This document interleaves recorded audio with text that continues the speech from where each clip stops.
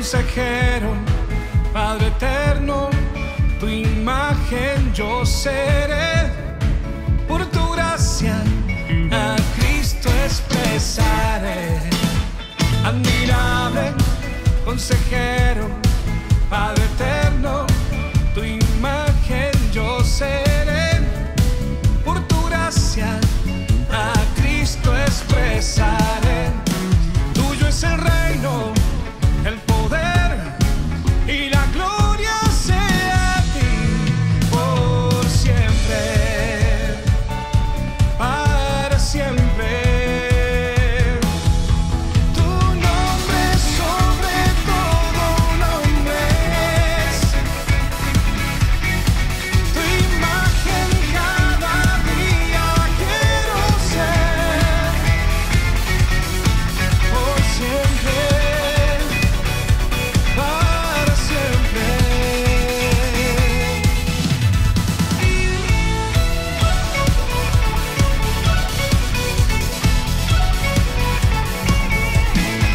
Admirable consejero, Padre eterno, tu imagen yo seré. Por tu gracia a Cristo expresaré. Tuyo es el reino, el poder y la gloria sea a ti por siempre, para siempre.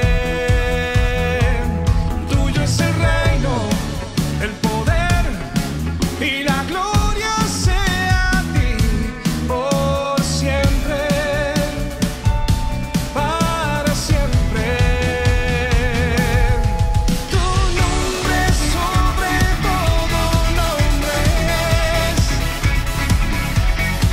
tu imagen cada día quiero ser, por siempre, para siempre. Tu nombre sobre todo nombre es, tu imagen cada día quiero ser, por siempre, para siempre.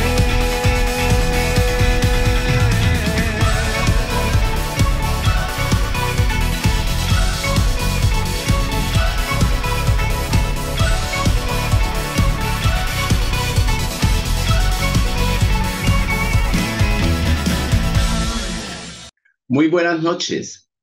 Sean todos ustedes bienvenidos a nuestro servicio Viernes en Familia.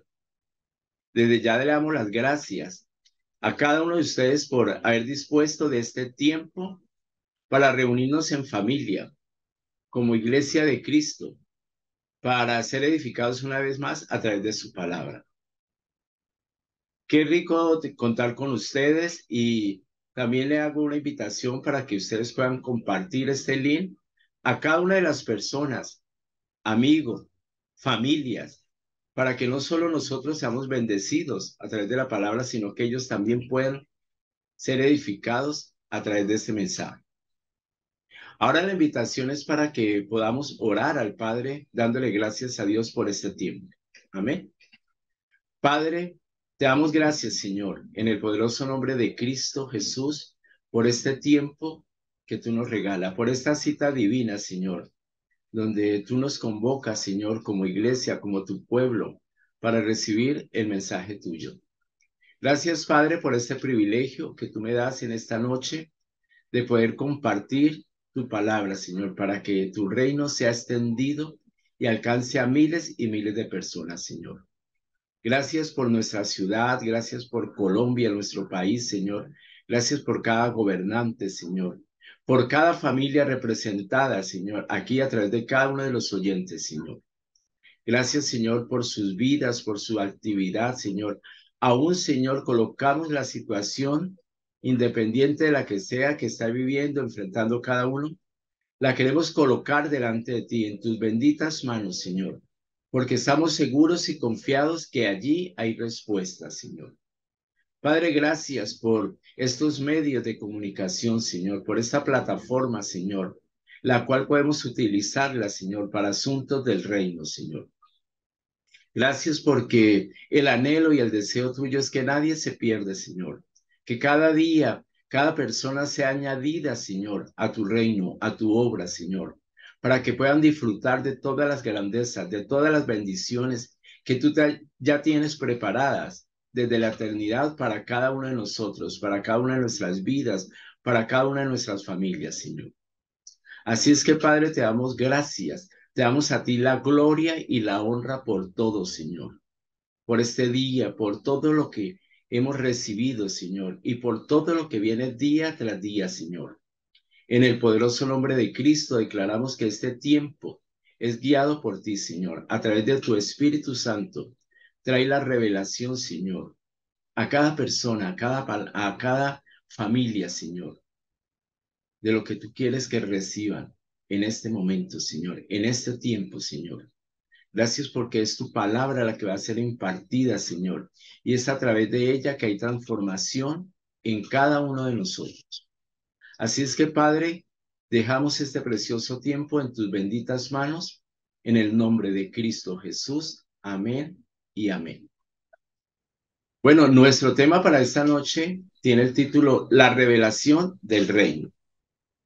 Vemos que indudablemente para poder entender todas las inescrutables riquezas de la gracia y la gloria del Rey, como también las profundidades de la sabiduría y poder que pertenecen al reino de Dios, se requiere de la revelación dada por el Espíritu Santo al espíritu del creyente. ¿Se requiere de qué? De la revelación dada por el Espíritu Santo al espíritu del creyente, ya que el reino se recibe por gracia, pero se entiende por revelación. Vamos a repetir esto. Ya que el reino se recibe por gracia, pero se entiende por revelación. Vamos a verlo a través de la palabra en Mateo, capítulo 16, versículos del 15 al 17. Y dice, Él les dijo, ¿y vosotros quién decís que soy yo? Respondiendo Simón Pedro dijo, tú eres el Cristo, el Hijo del Dios viviente. Entonces le respondió Jesús, bienaventurado eres, Simón, hijo de Jonás, porque no te lo reveló carne ni sangre, sino mi Padre que está en los cielos. Jesús dijo que todos estos asuntos obedecen a la soberanía ¿de quién? Del Padre. ¿Y para quiénes? Para quienes a Él le place revelárselos. Por tanto, su comprensión y aplicación no es facultad de la sabiduría humana ni capacidades de investigación de la inteligencia del hombre. Miremos un subtítulo. ¿Qué no es revelación? Así es que revelación no es invención de la escritura. ¿Qué es eso? Es decir, que no consiste en inventar que hay algo nuevo y tener la actitud presuntuosa de que estamos diciendo algo que nadie ha dicho, porque la base de la revelación parte de la iluminación que el Espíritu Santo trae a nuestras mentes sobre lo declarado por Dios en su palabra. Revelación no es especulación de la escritura, es decir, tratar que la palabra diga lo que yo quiera. Eso es gravísimo. Tratar que la palabra diga lo que yo quiera y no lo que ella dice. Eso fuerza la interpretación del texto y lo lleva fuera de su contexto. Revelación no es alegorización de la escritura, es decir, usar un pasaje para presentar asuntos imaginarios y novedosos que el texto no enseña. Muchos gritan creyendo haber hallado en las escrituras un diamante de revelación, pero vemos que al exponerlo a la luz de la palabra y particularmente a través del filtro del nuevo pacto, nos damos cuenta que es un vidrio roto. Así es que la revelación proviene de Jesucristo. Por lo tanto, no puede ser provocada por medios humanos porque es una atribución que divina. La revelación no viene incorporada, es parte de una dinámica que espiritual, que nace de la comunión con el Espíritu Santo y de la profundización en la palabra, que se desarrolla cuando aprendemos a entender. Por lo tanto, no debemos partir de preconceptos tradicionales. Miremos las escrituras en Efesios capítulo 3, versículo del 3 al 5, que nos dice que por revelación me fue declarado el misterio, como antes lo he escrito brevemente, leyendo lo cual podéis entender cuál sea mi conocimiento en el misterio de Cristo. Misterio que en otras generaciones no se dio a conocer a los hijos de los hombres, como ahora es revelado a sus santos apóstoles y profetas por el Espíritu. Miremos entonces, la revelación no es el fin, es el medio para conocer al Dios eterno, su reino eterno, su propósito eterno y su pacto. Por ende, vivir sin revelación es lo más trágico que le puede ocurrir a un hijo de Dios. Miremos una vez, vivir sin revelación es lo más trágico que le puede ocurrir a un hijo de Dios. ¿Por qué? Porque sería sinónimo de estar bajo los términos de ¿qué? De una religión. En cambio, cuando existe una íntima comunión con el Padre, se dará un constante crecimiento en su conocimiento, su propósito y su palabra. Miremos ese subtítulo. ¿Cuál es el valor central de la revelación? Este es el valor central de la revelación. Nos permite conocer al Señor en el Espíritu. Transforma nuestras vidas. ¿Para qué? Para ser efectivos en el cumplimiento de la asignación que Dios nos ha confiado en el reino a cada uno de nosotros. Todo esto será posible si nos abrimos ¿qué? Completamente a esta revelación.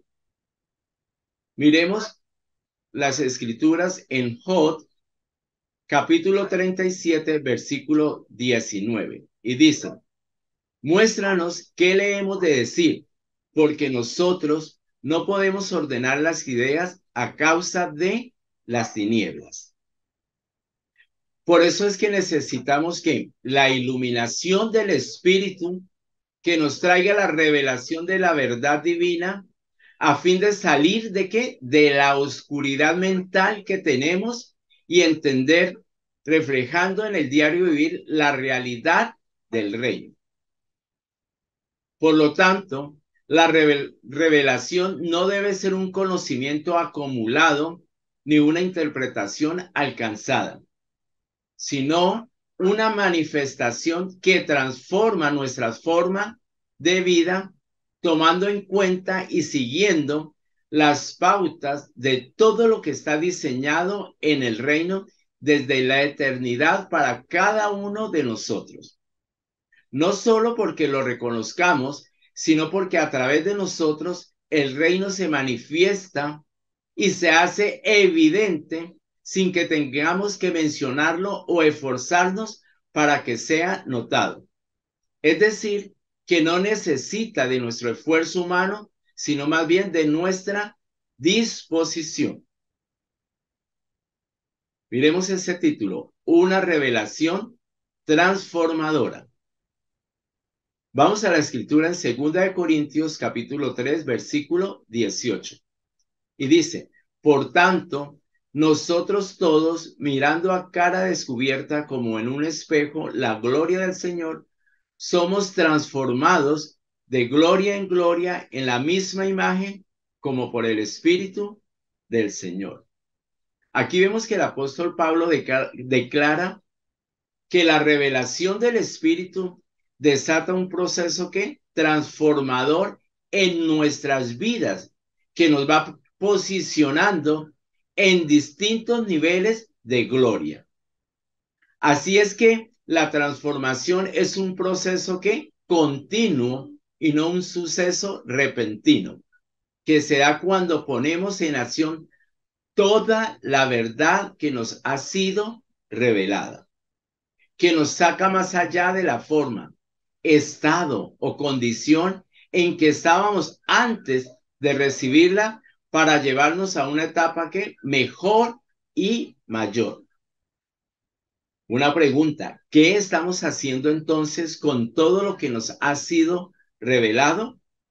Por tanto, la revelación es la presentación de verdades espirituales al corazón del ser humano.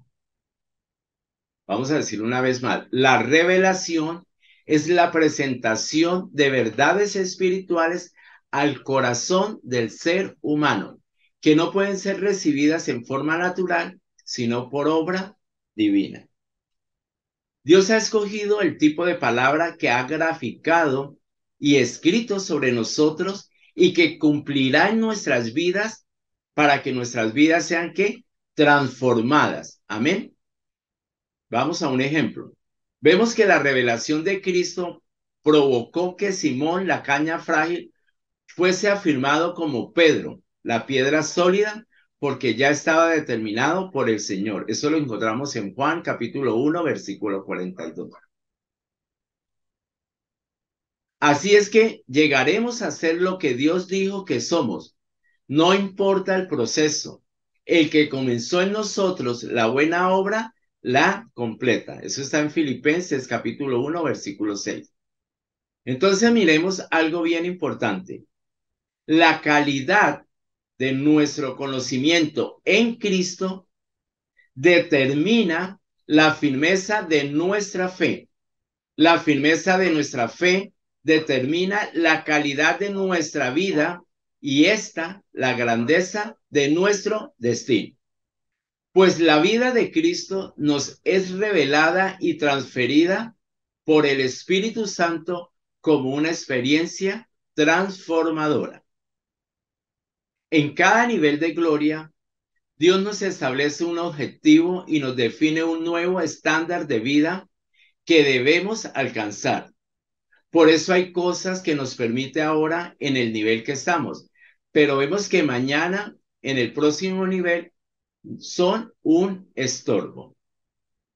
Es así como Cristo desafió al apóstol Pedro para operar basado en la revelación recibida y no en la tradición conocida, pues la gloria de la revelación demanda avanzar de manera consecuente con lo que nos ha sido entregado y casi siempre cuando Dios quiere revelar algo desconocido, nos mueve del escenario y ambientes conocidos.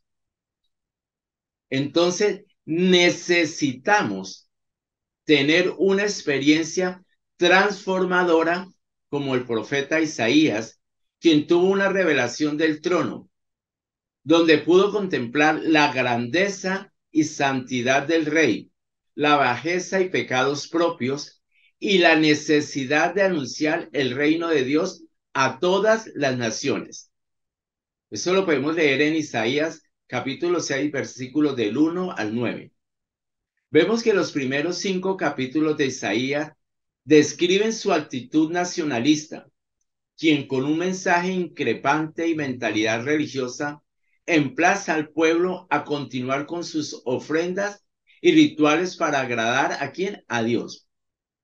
Su discurso inicialmente está dirigido exclusivamente a la nación de Israel, pero luego de esta dramática experiencia adquiere una perspectiva diferente. En la visión, Isaías contempla realidades muy distintas a la percepción que tiene de las cosas. Primeramente, es inusual hallar dentro del templo judío un trono, luego ver las faldas del rey que salen del trono y cubren el templo, y vio un trono. Luego ve las faldas del rey que salen del trono y cubren el templo. Y tercero, Dios lo comisiona para llevar el mensaje a todas las naciones. Definitivamente, el mensaje del reino trasciende perjuicios religiosos, fronteras culturales, fanatismo patriótico y cualquier otro elemento que quiera restringir la soberanía y propósito de Dios. ¿Qué es la iluminación de la palabra del reino? Escuchar una enseñanza no nos garantiza que ya conocemos la palabra de la cual se habla. En este caso, lo que hemos recibido es la palabra del texto bíblico, pero no se ha implantado el logos como palabra que permanece en la mente. La simple acumulación de información no garantiza que haya revelación. La simple acumulación de información no nos garantiza que haya revelación. Por tanto, la edificación será muy poca en sus oyentes. Por eso, Pablo oraba por los creyentes para que recibieran espíritu de sabiduría y de revelación en el conocimiento de Cristo, a fin de que pudieran saber la esperanza de su llamado, las riquezas de su herencia y la grandeza del poder de Dios que actúa en ellos. Miremos la palabra en Efesios capítulo 1, versículo del 16 al 20. Y dice: no ceso de dar gracias por vosotros, haciendo memoria de vosotros en mis oraciones, para que el Dios de nuestro Señor Jesucristo, el Padre de gloria, os dé espíritu de sabiduría y de revelación en el conocimiento de Él, alumbrando los ojos de vuestro entendimiento, para que sepáis cuál es la esperanza a que Él os ha llamado y cuál es la riqueza de la gloria de su herencia en los santos, y cuál la supereminente grandeza de su poder para con nosotros los que creemos, según la operación del poder de su fuerza, la cual operó en Cristo, resucitándolo de los muertos y sentándole a su diestra en los lugares celestiales. Cuando el apóstol Pablo oraba para que los creyentes crecieran en el conocimiento espiritual, no se refería al simple hecho de memorizar textos bíblicos, como acostumbran muchas personas, sino permitir que el conocimiento de Dios empape nuestros corazones y mentes de tal forma que se produzca una renovación del entendimiento y una transformación del comportamiento. Cuando crecemos en el conocimiento espiritual, no significa que Dios añade algo nuevo a nuestro conocimiento natural, sino que quita de nuestro conocimiento para llenarlo de su verdad y desarrolla la mente de Cristo, la cual nos ha sido dada en la naturaleza divina. Este conocimiento se manifestará en nosotros, ya que el conocimiento espiritual nos transforma a la imagen de Cristo y nos hace conocer las realidades que corresponden a la vida del reino. Hay algo más profundo que nuestra mente, algo más allá del afecto y la emoción, algo más poderoso que la voluntad, y es la existencia del Espíritu en nuestro interior. Entonces debemos saber que poseemos un espíritu que tiene su propia mente y sus leyes. La mente es la parte dirigente del espíritu, la cual revela la personalidad de los espirituales. Así es que la inteligencia espiritual es la facultad que nos da el Espíritu Santo para que la mente espiritual comprenda a Dios y las cosas de Dios, de tal forma que cada creyente sea un hijo entendido y efectivo en los asuntos eternos del reino. La sabiduría e inteligencia espiritual requiere para su desarrollo de un contexto relacional con Dios, que no consiste en saber algo, sino conocer a alguien. ¿Y ese alguien es quién? Cristo, en quien están escondidos los tesoros de la sabiduría y el conocimiento de Dios. Eso lo vemos en Colosenses capítulo 2, versículos del 1 al 3. Vemos que la dinámica en que Jesús operaba consistía en anunciar públicamente a las multitudes el evangelio del reino y por otra parte aclarar privadamente a sus discípulos los misterios del reino. Eso lo podemos ver en Mateo capítulo 13, versículos del 10 al 11. Quienes eran desafiados y comprometidos a vivir de acuerdo a las verdades y principios que la palabra y vida del reino les demandaba. Pues en muchos creyentes hay una discrepancia, pues se nota un gran abismo entre su teología y su vivencia. Una cosa es lo que la Biblia dice tocante a las verdades del reino de Dios y otra muy diferente lo que el creyente experimenta de esas verdades como realidad en su vida. Vemos que la falla para apropiarse de la sabiduría e inteligencia de Dios está en la débil y superficial comunión que se tiene con Dios. Este conocimiento se recibe por iluminación en lo revelado, pero hay una iluminación sin comunicación y experiencia con Dios por medio de la palabra y el Espíritu. Vemos entonces que el conocimiento sin revelación es solo información, pero el conocimiento previsto por la revelación de Dios es el que habilita y capacita para alcanzar la renovación del entendimiento y la transformación del entendido de tal forma que pueda, como dice su palabra en Colosenses 1:10, para que andáis como es digno del Señor, agradándole en todo, llevando fruto en toda buena obra y creciendo en el conocimiento de Dios. Miremos otro subtítulo bien importante. Cristo vino a revelar al Padre el reino y la iglesia. A la luz de toda la escritura podemos descubrir que el plan de la revelación progresiva de Dios es darnos a conocer estas tres grandes verdades. Cristo como el plan supremo en el corazón del Padre. 2. La iglesia como el plan supremo en el corazón de Cristo. 3. El reino como el plan supremo en el corazón de la iglesia.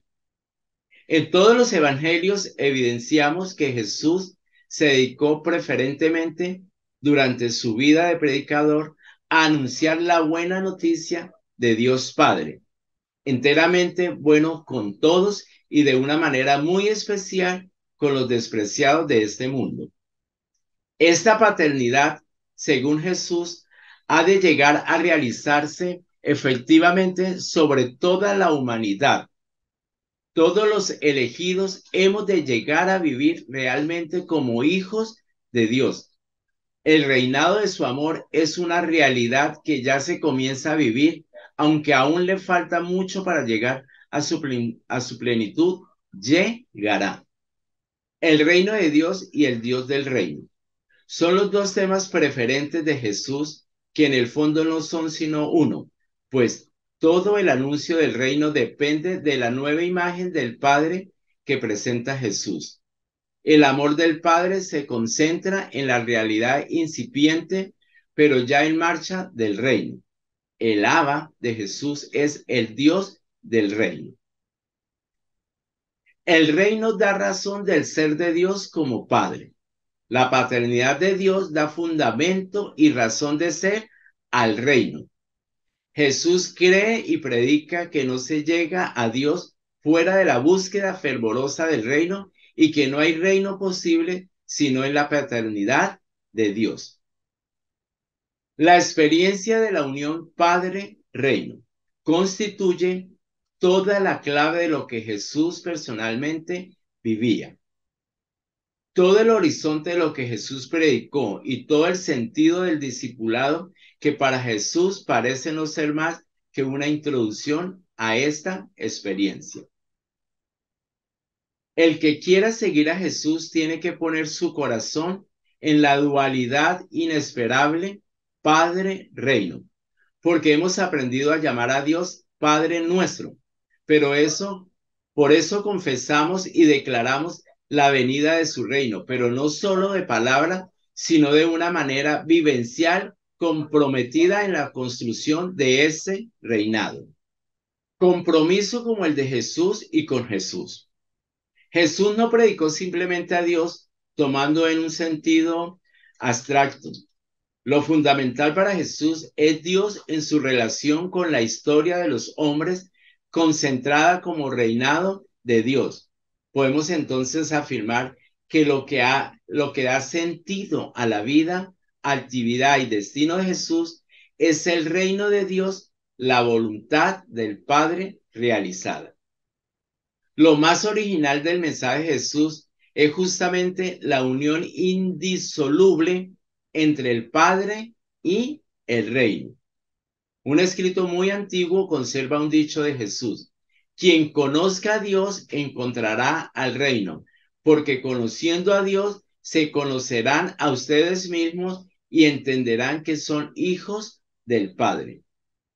Ciertamente es imposible conocer a Dios sin el reino. Quien no se dispone por entrar en el reino no ha conocido a Dios, sino a un ídolo. Conocer a Dios como Padre es conocerse como ciudadano del reino. Conocer a Dios como Padre es conocerse como ciudadano del reino. Miremos otro subtítulo. Los religiosos rechazan ver el reino de Dios. En Mateo 26 del 57 al 67 se registra el incidente que los principales líderes religiosos de Israel tuvieron para reconocer que Jesús era el Cristo, el Mesías, Rey. La religión rechaza ver el reino de Dios, pero ama ser vista por los hombres. Siempre busca protagonismo, busca alabanza de los hombres. Esta actitud religiosa de rehusarse a reconocer lo que Dios quería revelar condujo al endurecimiento del corazón y separación de los planes que Dios tenía con ellos cuando la nación de Israel rechazó al rey. El reino les fue quitado. Eso lo encontramos en Mateo capítulo 21 del 42 al 43. Miremos ese subtítulo. La revelación del reino es solo para los discípulos de Cristo. La revelación del reino es solo para los discípulos de Cristo. Es decir, que son todos aquellos quienes tienen disposición para oír la palabra. El propósito de las parábolas era que la gente viera y oyera, pero muchos eran espectadores desinteresados en obedecer el mensaje del reino. Otros eran consumidores necesitados cuyo afán era tener la respuesta a su problema, pero no les interesaba el propósito del reino. Y hoy es igual, hay mucha gente en muchas congregaciones de esta misma forma, actuando de esta misma manera. Jesús dijo que declaraba los misterios del reino con el fin de que los que no ven, vean, y los que ven sean cegados. El resultado de ver es percibir, el resultado de oír es entender, y luego se conviertan para que sean perdonados los pecados. Es decir, el reino es bendición para muchos, pero al mismo tiempo es tropezadero de otros.